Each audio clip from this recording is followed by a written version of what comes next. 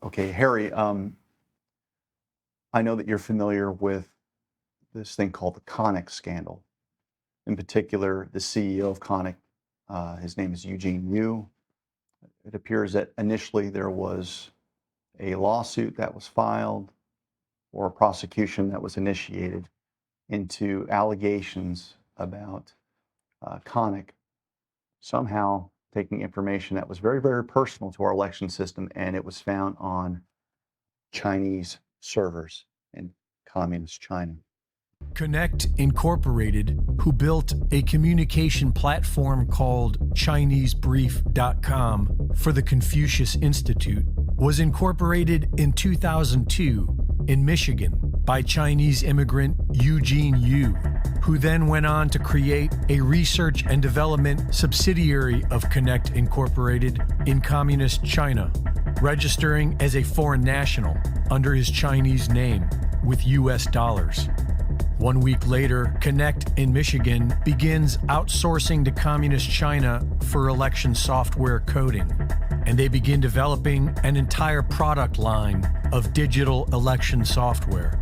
In 2014, they were focusing on developing an election back-end server subsystem. In 2015, they filed a patent for network voting of absent electorates. This patent was then quickly transferred to a brand new company born out of the CCP's Big Tech division that specializes in elections.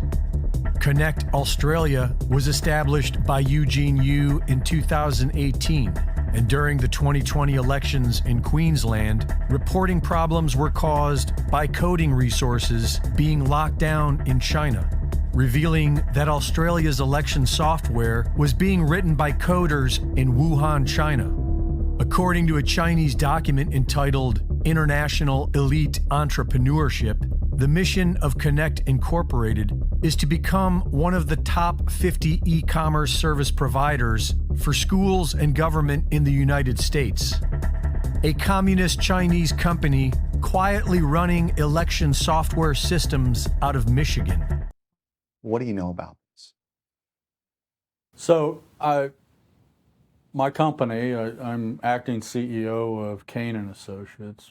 My company had an integral part into the Conic investigation. So we were hired to support the Conic investigation. But before that, we were asked to provide a cyber review of the information that True the Vote had found with Binary Edge, an open source research tool that seemed to indicate that there was a connection between one of the Conic servers and hosted cloud service in China in Hangzhou province, specifically an Alibaba cloud, Aliyu.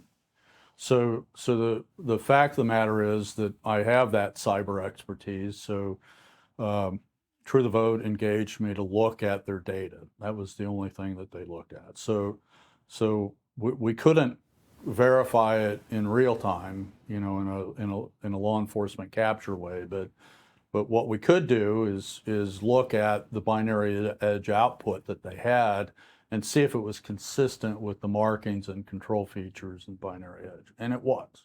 So what we could clearly state was that there's a reason to believe that this is authentic data that the True the Vote contractor had captured. And that there was indication because of open source materials that Eugene Yu was still connected to China. I mean, there were websites and these types of things that had been researched showing that Conic, the principal of Conic, Eugene Yu, was also involved in, on a continuing basis with Chinese facilities, actually even running elections. I think this is out in the open pretty much, running elections for the Chinese government, which are a little bit different than our elections, but quite a lot different. But not. Maybe actually not that much different. Perhaps. I mean, I hope not. I hope they're still different. But the fact of the matter is that there was significant evidence that appeared legitimate both in the open source world with regard to Chinese websites and Eugene Yu's association with the Chinese websites, and the binary edge output that appeared to indicate that Conic was connected.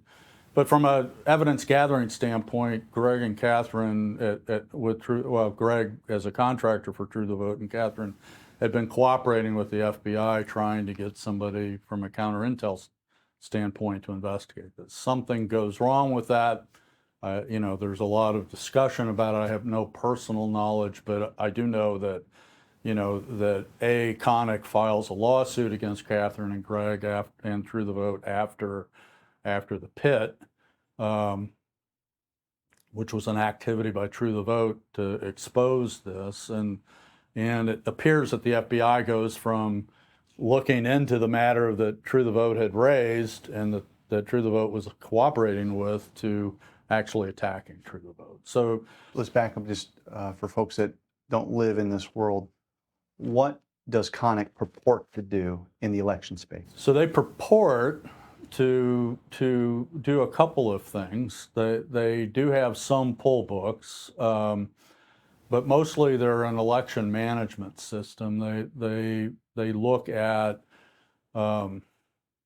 what equipment is where, what versions of software are loaded, who the officials are, and their telephone numbers, as to different things that may go wrong and need to be managed properly during an election. So it's an election management framework. In addition to that, many of the states, counties that used Conic at the time had the election rolls themselves on the system. So it wasn't just election information. There were those that had the voter rolls on the system. Okay, so that's key. We just talked about non-compliance with voter roll management, and it looks like Conic is integrated into that system somehow, and not just the voter rolls. Don't they have a relationship with the HAVA system? So I was going to get to that. There's actually two other relationships that are important. The next one is HAVA. They were hired by the Defense Department to help build that system. There were others involved, but they're one of them. And what is HAVA? HAVA is the international voting system for overseas military and some State Department personnel. So when they vote, their vote comes into their home state through the HAVA system. Okay, so so I want you to put HAVA's at the time, large parts of HAVA was being managed by Conic. Okay, so I want you to put your vulnerability assessment hat on real quick. You've just mentioned that it looks like from open source materials, True the Vote, and certain contractors that you looked at their work, and it looks like there is information that is related to U.S. elections that has been found on Chinese servers. There's a grand jury held in LA County, and LA County issues an arrest warrant for Eugene Yu based on the testimony that was had before the grand jury and a cybersecurity seizure, which means seizing data and equipment in East Lansing and Okemos, Michigan. It goes back and forth politically to authorize the execution of the warrants because they have to be executed in Michigan. LA County engages us to do that cyber seizure. And so we actually, and this is all contained, normally I wouldn't be talking about this to be clear, but the fact of the matter is my affidavit that was submitted under the assumption of seal was released to the public by what appears to be a corrupt judge in Harris County, Texas. He was thrown off of the case for misconduct, which maybe that's not corruption, but politicization, if you will, of the process at least.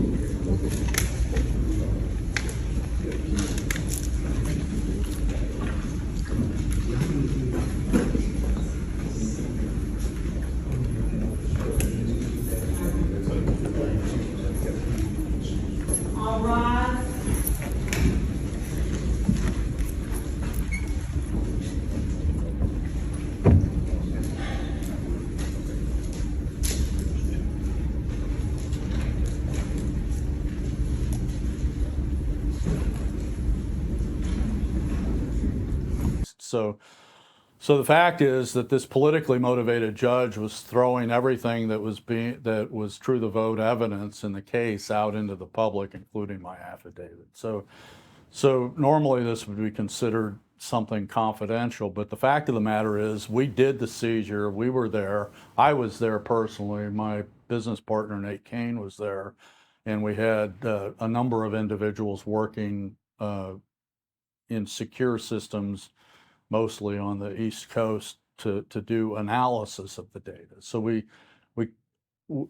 we had this unique situation appear. We had a cooperating witness, confidential informant for LA County Police, that released credentials for the back end management system, associated with the discussion of the maintenance of the software and the loading of data.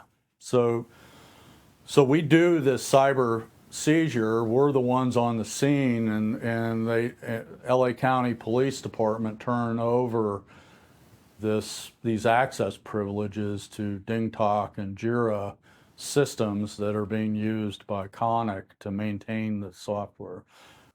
Have you communicated with government officials ever on a platform called Jira? Yes or no?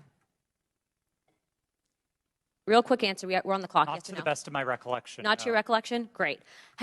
If you did, in the event, communicate, who would have had access to this platform?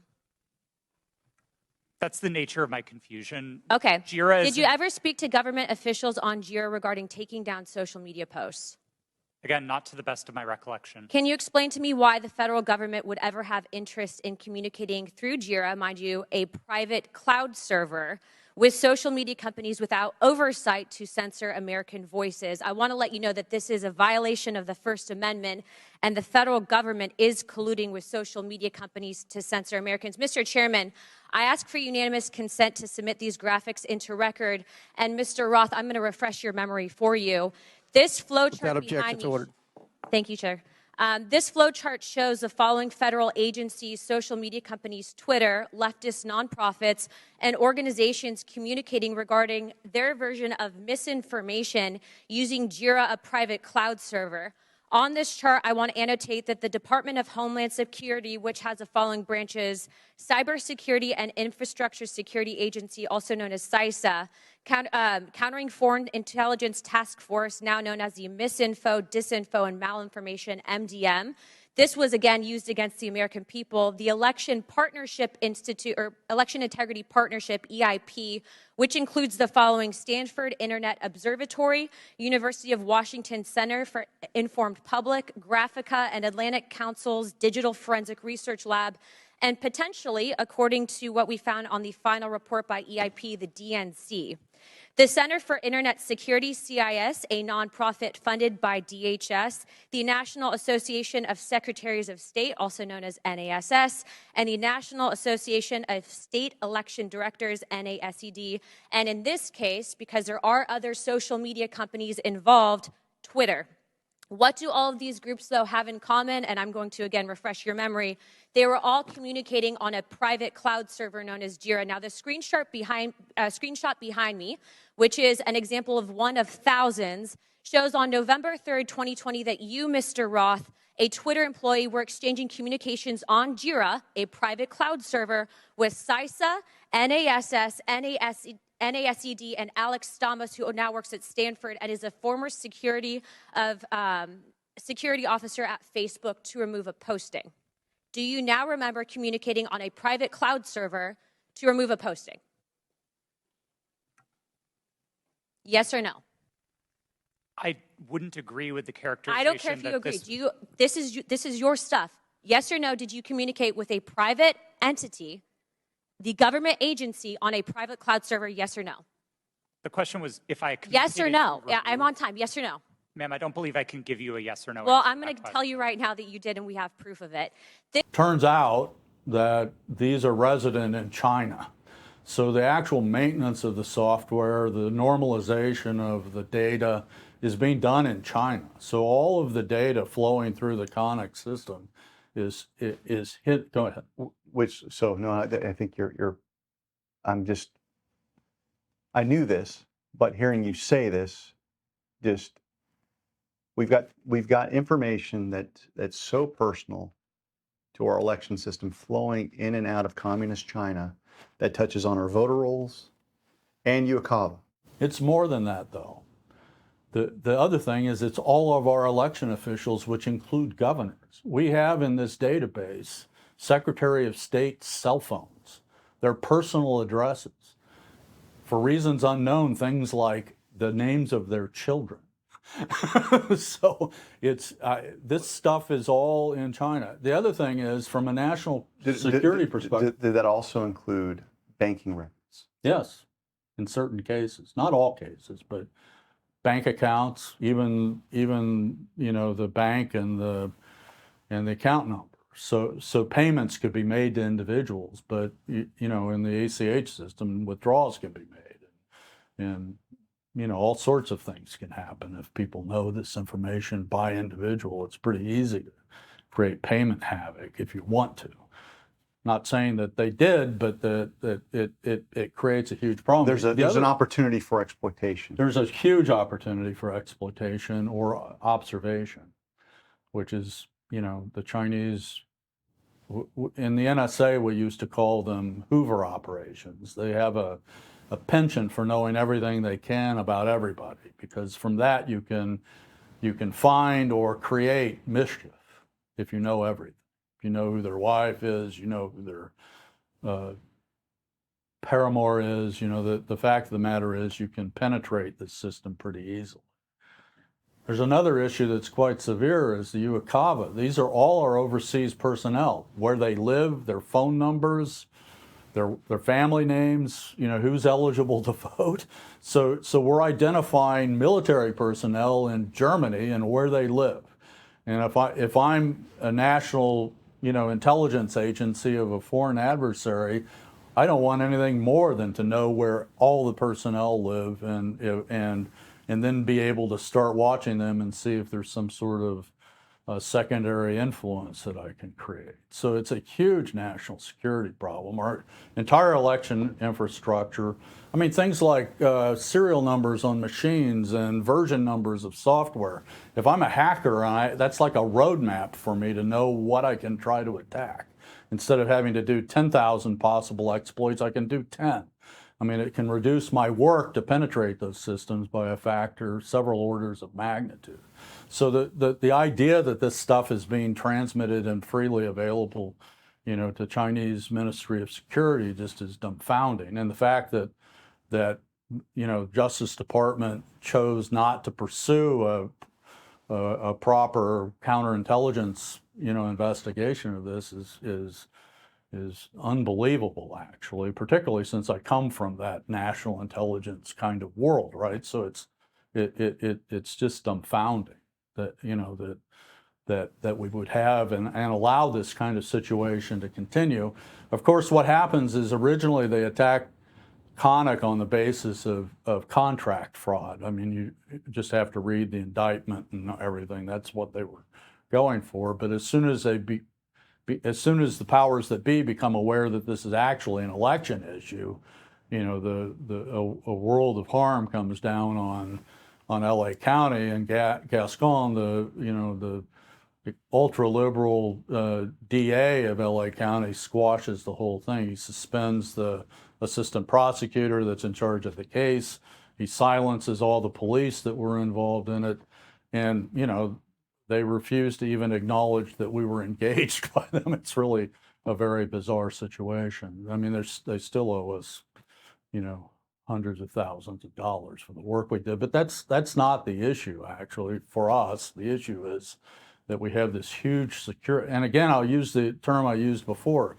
It's considered a total loss of control. The Chinese had possession of the Conic server passwords and administrative rights on the U.S. servers, and we have data that was captured to that effect, and that's covered in the affidavit. So, okay.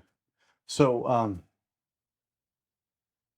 you touched on something with how certain parts of law enforcement reacted.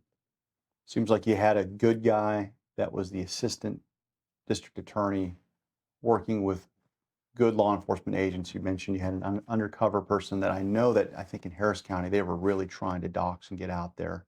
I don't know if that happened. Did that happen? Yeah, kind of did. Okay. And I've heard the accounts from Greg and Catherine that here they are working with the FBI, still holding out hope that we had some good guys within the agency. And as soon as they hit pay dirt, it's like all the guns went off of Eugene Yu, and they were directed towards True the Vote and their team. Yeah, so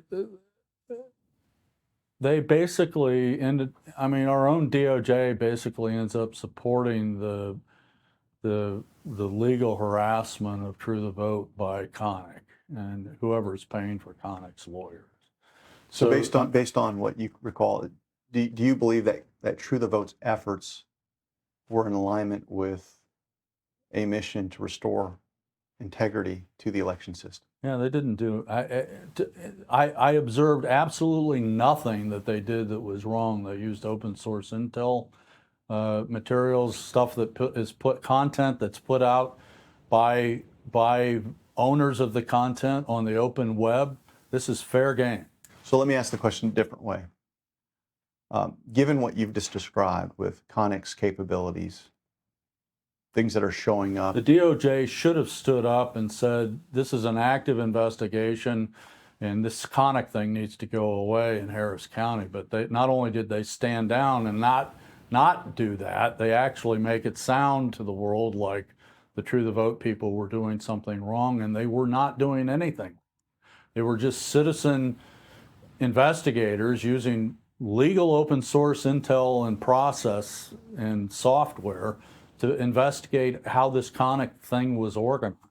We found other things that are extremely disturbing. There was something called a rotating proxy, and they're used for several different purposes, but a rotating proxy is used often to discourage people from looking at a particular website. It's also used to disguise data transmissions. From an intel perspective, this is a very suspicious operation. Why would Conic have a rotating proxy that's pointing at pornography sites and what are called grandmother sites that aren't interesting to anybody? So, I mean, it's like trying to wave people off from looking deeply, but it also can be used to transmit data in an intelligence operation. So why is it that nobody's interested in this?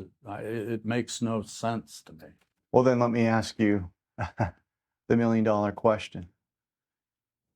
It looks like the election system is broken from so many different vantage points.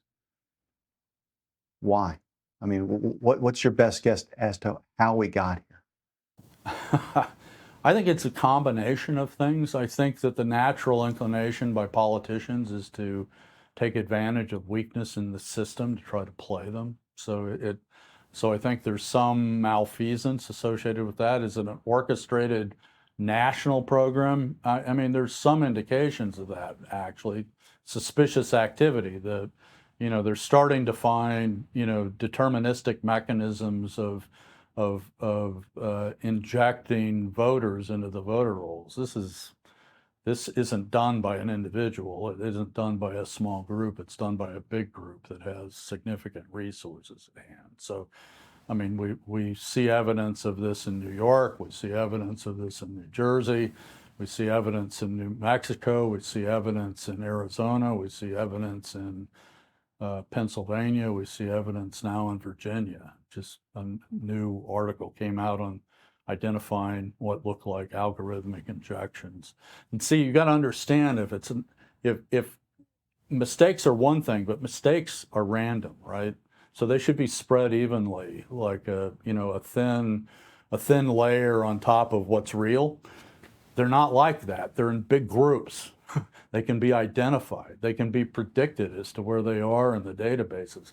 This is a non-random process. It means something is injecting those. For what purpose? There could be all sorts of reasons, but law enforcement is totally ignoring it. And again, it's a clear violation of the National Voter Registration Act, completely clear. It's illegal. I mean, you're injecting. I mean, voter registrations are legal documents. It's fraud and perjury. I mean, everybody always looks at this kind of stuff as, what are my election law violations? It's not just that. There's an attestation that bears with it perjury and fraud as potential ways to enforce this, which are much more severe than the hand slap $10 fines people get for carrying fake ballots. What they should be doing is prosecuting them for forgery. But they're not, because people don't understand how the law interleaves in elections. So we all fuss about, fake ballots, but in reality, what you've got is thousands, tens of thousands of forged documents that have the force of law behind them. I mean, in a federal election, it's perjury under federal law. That attestation carries legal force as a federal document. Okay. Last 15 minutes of what we cover, I'd like to hit on why you've gotten into this, because everyone that I've interviewed, it seems to work against your own self-interest to put yourself in a place of vulnerability, and then perhaps touch on anything else that's important that I've just failed to ask you. So for reasons that can't be delved into here, I've operated my entire life in an assumption of patriotic duty. And so, when I was working, with military and intelligence community security, I thought I was doing something good for the country, right? When I was helping St. Louis County redesign their election system, I was doing that gratis. I wasn't being paid for it. I was being, a civic duty type of person. The same thing with the election fight. I have, because of my NSA kind of background, I have a knack for spotting anomalous patterns. So it's, I get involved very quickly. For a variety of reasons. I'd gotten to know some people. I spent some time in China, a lot of questions about China. I know a lot about China, so I was helping advise on some things, and pretty soon I'm in the middle of the election fight. I went the week after the election. I end up in Arlington, Virginia for 2 months. Just as an example, I missed Thanksgiving and Christmas with my family, which for me, I'm a very strong family-oriented Christian. These are like 2 very important holidays to me, but I thought the sanctity of our or the intactness, the integrity of our country was at stake. We were losing access potentially to freedom and to integrity in the election system. I mean, if you're a democracy, we're not a legal democracy, we're a democratic republic, but you have democratic institutions embedded, and they all assume the same thing, a fair, open, and honest election. And it was obvious as I looked at it, even early on. I reviewed them myself. Now, it doesn't mean it was adjudicated, investigated. No, but there's thousands and thousands and thousands of anomalous events being reported. One of them is the Bethpage, New York event.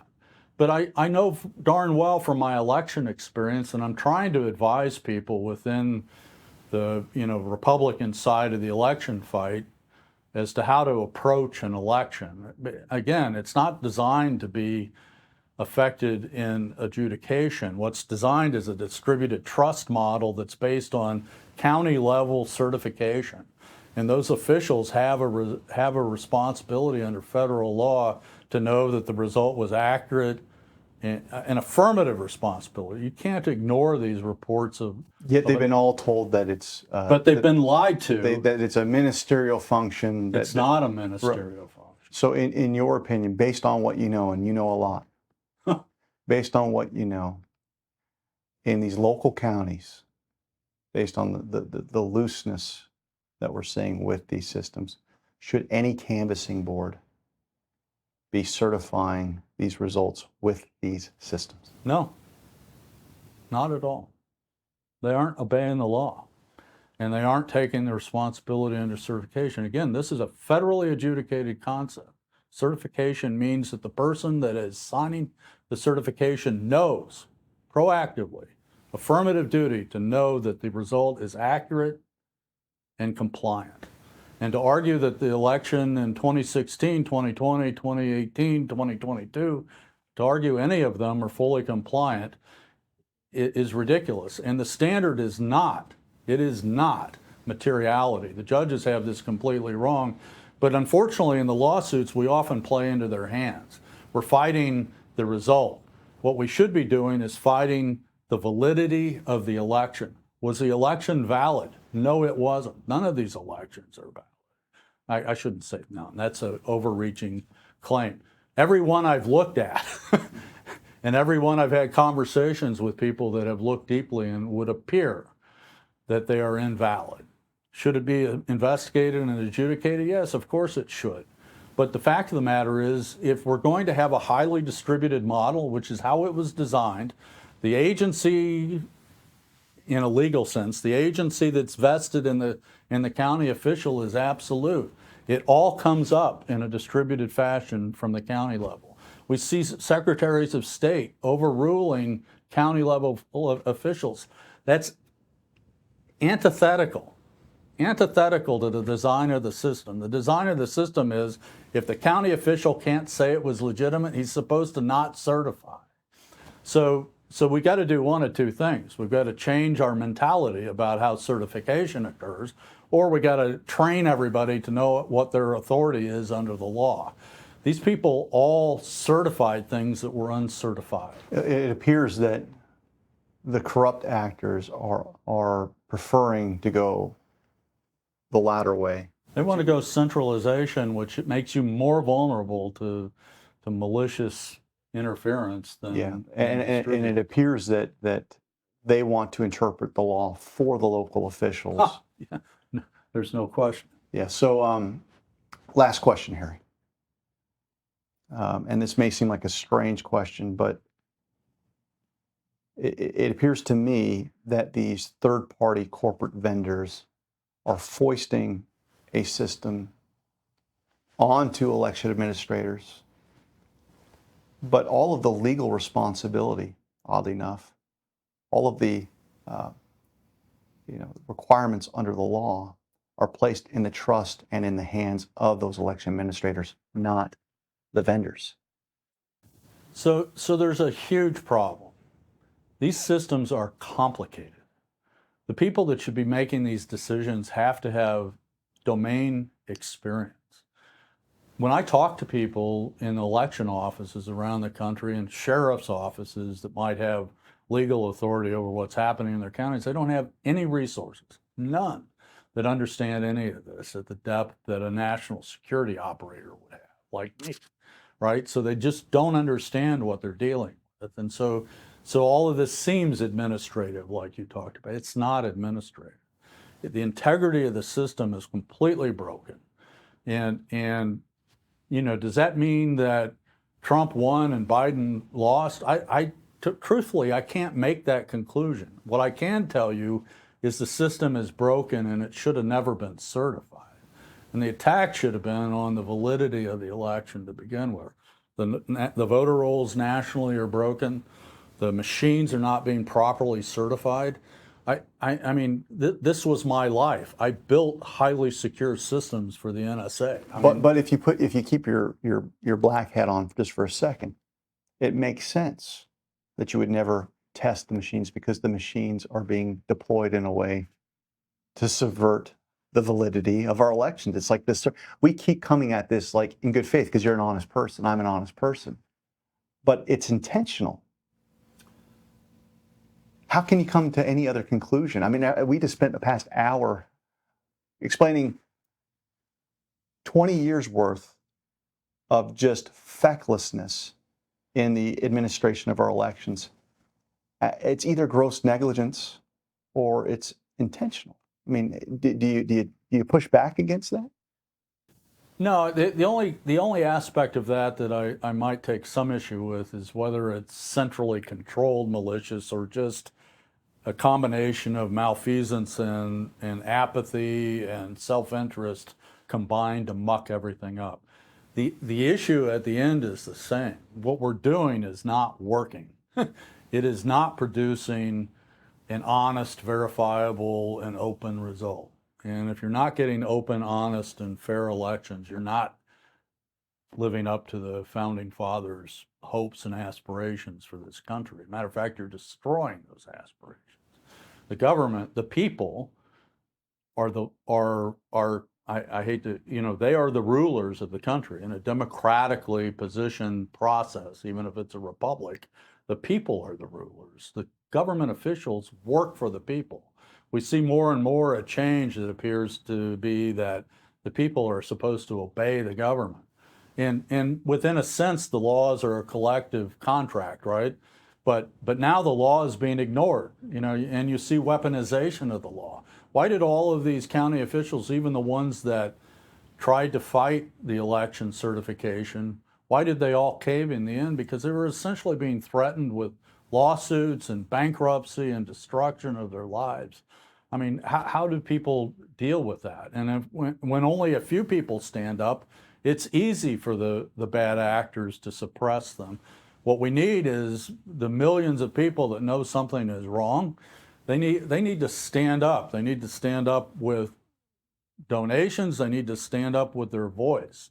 They need to be meeting with the county officials, and they need to be yelling at them, saying, what are you doing to comply with NIVRA? What are you doing to comply with HAVA? What are you doing to comply with FSMA? Sorry for the acronyms, but the National Voter Registration Act, the Help America Vote Act, and the Federal Information Security Management Act. What are you doing? Have you done a risk assessment on your equipment? Do you have adequate security controls and processes according to NIST rules to use that equipment properly? Are you keeping it locked up? Are you letting vendors touch that equipment during the election? These all are completely illegal. But what they're going to do is, because they don't have your requisite expertise, they'll say, well, of course we do all those things. We've got these bought and paid for vendors, Pro V&V, SLI compliance, and they come in and give us a checkbox where they come back and tell us that everything that without the granularity offered. So most people don't even understand that. Yeah. They have foreign penetration. The supply chain has foreign input. Whether you're talking about Conic or Seidel or HAVA or any of them, there's foreign participation. The Code of Federal Regulations prevents people from acquiring systems in critical infrastructure that have potential risk associated with foreign penetration. I mean, nobody has approached this at all, but the CFR is quite clear on national critical infrastructure. You're not allowed to buy this stuff.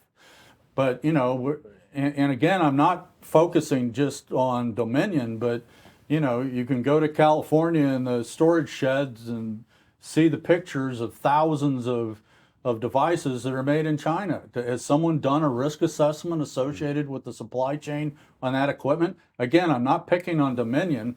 What I'm saying is nobody's following the federal law, including the vendors. But the acquirers are actually the ones responsible for following that federal law, not the vendors. Because you've got jurisdictions that are getting into contracts and they're purchasing. So there is a level of complicitness, perhaps by omission or by ignorance, but there is complicitness if you're the one that's signing the checks as a county administrator saying, all right, let's bring in what the vendor told us to bring in. Yeah, so when you have malfeasance, greed, apathy, and misconduct, all kind of mixed together, you end up with this kind of mess.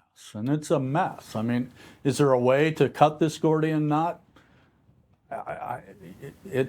Yes, there's many ways that it could be cut. I mean, one, you could go back to ballots, physical ballots, physical counting, with judges sitting there, a Republican judge and the way it used to be done is there'd be a Republican tabulation, a Democrat tabulation, and if the two didn't agree, they'd have to go through ballot by ballot and figure out why, and then they would decide which interpretation was correct. That worked if it was done. But even that's been systematically attacked, by the way. I mean, in the cities, they interfere with Republican judges. You know, we saw this in Michigan in 2020. We've seen it in Georgia in several situations, people being ejected. I think a victory, just to be a victory that we should seek is, I've talked with expert Jeff Lemberg, who you're familiar with, and he looks at it from 3 levels. You've got level 1, voter fraud, the individual voter doing something wrong. Level 2, someone in a position of trust as an election worker is doing something that they shouldn't do. And level 3 would be, a nation state risk where you can manipulate the machines or the software.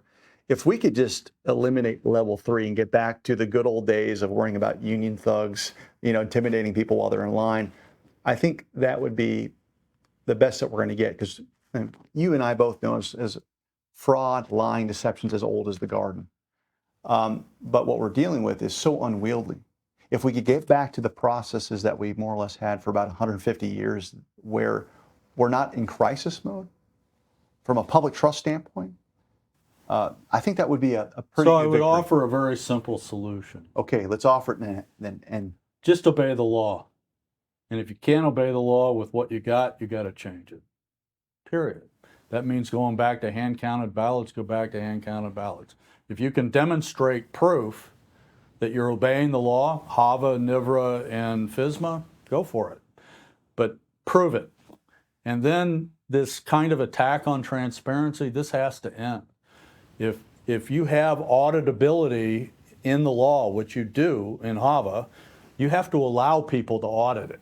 If you don't, and there's no organization in the world except the federal government that lets people audit themselves. You've got to have somebody outside auditing, and it has to be agreed to by the principal parties. So if you're going to have an audit, let's say a partial audit, but a statistically valid end-to-end audit, this is okay. There's nothing wrong with that, but make sure that it's observable and transparent. Maybe make it be professionals of some sort with NDAs signed. That all can be done. That's all doable. But so my statement is just obey the law. And if that means using electronic equipment partially or in whole, just obey the law. If you're not going to do that, get rid of it and go back to paper, because HAVA mostly just applies to the electronic system. I mean, there's some other stuff, but